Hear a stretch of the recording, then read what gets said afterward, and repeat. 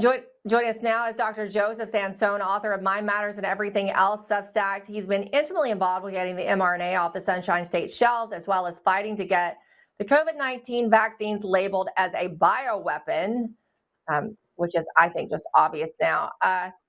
Dr. Sansone, it's good to see you. I mean, this is a more positive development, I would say, since we last spoke. I know Latipo has been a little more outspoken. What do you make of his latest statements, and how are you feeling about it?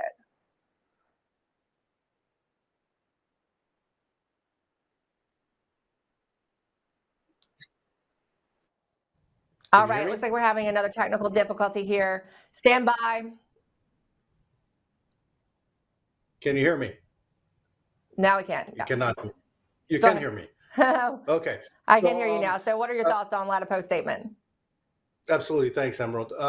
So I liked it so much that I used his study from his recent study that he was a co-author on that said that the Pfizer shots had a 36% increase in all-cause mortality over over the Moderna shots, which basically equates to an additional 470,000 deaths. So I filed that as a supplemental authority in my case against Governor DeSantis and Attorney General James Uthmeyer to get the shots off the market. And so I liked it. I liked it that much. And so, yeah, I'm poking the bear a little bit there. It's a persuasive authority because it's not case law, but I think it's important because that's the Surgeon General of the state of Florida as a co-author of that study. There's another some research that came out of Japan that I'm sure you're familiar with, led by Professor. I'm going to screw that up more. Anyway, Professor Emeritus out of Japan led this study. What they had is they had 300 volunteers go all across Japan and looked up 20 million vaccinated people, and they found an additional over 600,000 deaths among the people that got the COVID shot. So if you were to look at it population-wise, that would be an underreporting factor of 41 on VAERS data, which means the 38,000 people that are shown dead on VAERS data would equate to about 1,580,000 people. And keep in mind, the VAERS data is just people that died shortly after the injections came on the market. It's not the people they're getting sick and dying of cancer, colon cancer, Parkinson's, heart attacks, strokes, and so on. So yeah, these injections are biological and technological weapons of mass destruction. They need to come off the market immediately.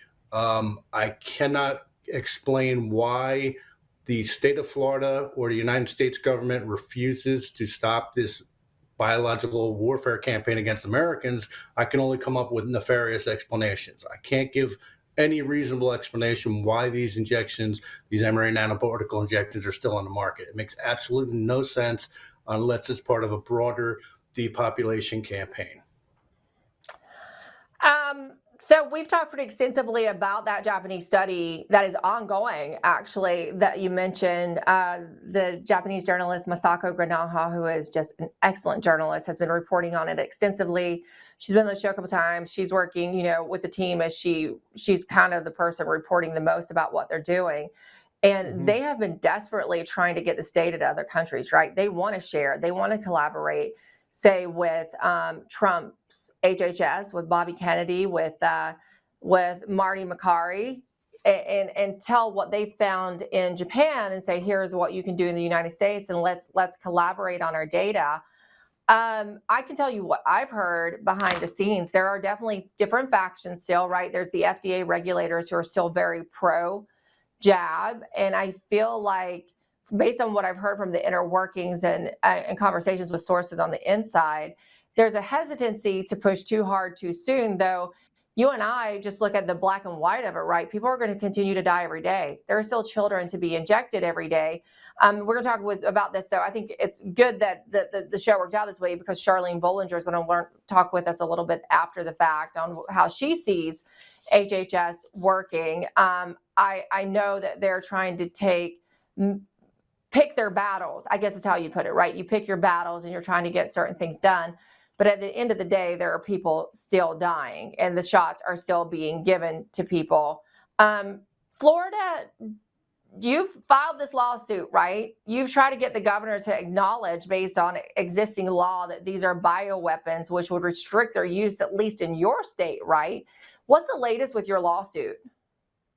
Well, right now I'm in the appellate court, and I just Mhm. filed that. I'm waiting for a decision from the appellate court. I just filed that Dr. Ladapo's research as a supplemental authority, and so it's taken longer than I thought, which could mean they haven't looked at it yet, or it could mean they're writing a decision. I'm waiting to hear from the Interesting. appellate court, and I still have my bill out there too.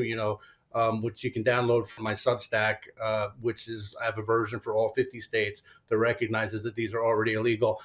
Emerald, I can't give cover for HHS. I can't give cover for President Trump. He doesn't hesitate to do executive orders.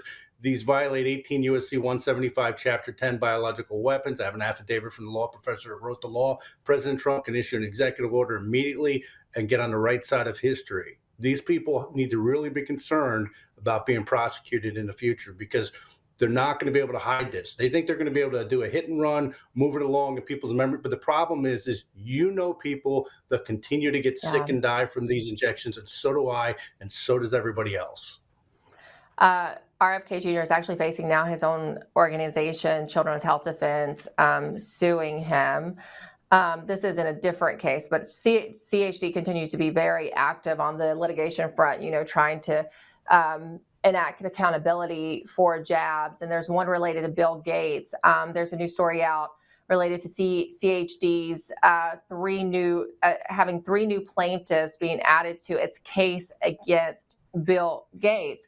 What I find is interesting is I do feel like Bill Gates is coming more into focus again. I've seen more chatter just generally. Maybe this is anecdotally, but this is just me noticing on socials and out there, even in the news sphere, that Bill Gates and his connection with vaccines in general is a topic that seems to be reemerging. Why is that?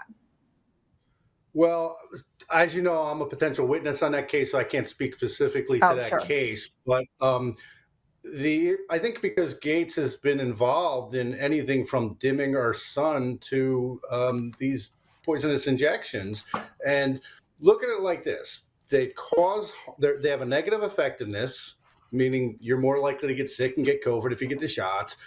They cause harm, including death, and they've known about it for a long time and continue. They're still running ads saying these things are safe and effective. So I think that Gates is almost a caricature of a supervillain at this point. Um, these aren't even like it's becoming more mainstream. The recognition that they're spraying our skies, for instance, this is something where 10 years ago we talk about it and people think you're crazy, but now people recognize it and they've admitted it. They're doing it. So um, I don't know how these people think they're going to get away with this.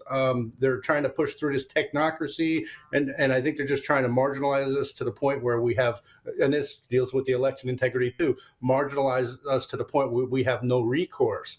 I don't think it's going to work. I just think it's going to hit a boiling point, and it's going to look very ugly for them when they try to cover their tracks. And my message to the Trump administration is you need to get on the right side of history because people who do nothing now that are in a power to do something will be prosecuted in the future. Hmm. We will see. We're still waiting for arrests from Russiagate, though at least they are declassifying the documents now. And I know some people, Yeah. like Mark Elias, are getting nervous when we're talking about election fraud, election rigging, and then the Russiagate hoax. So, we will see. There's lots of low-hanging fruit where the arrests could be made now, and yet none have as of yet. No, As of yet, I will give that caveat. I'll Thank you so hold much, my Dr. breath. Sands. Yeah, don't hold it too long. I'll talk to you. We'll talk to you again soon, Dr. Sansone. Thanks for jumping in with us for these 8 updates from the great state of Florida. Thanks, Doctor. Thank you.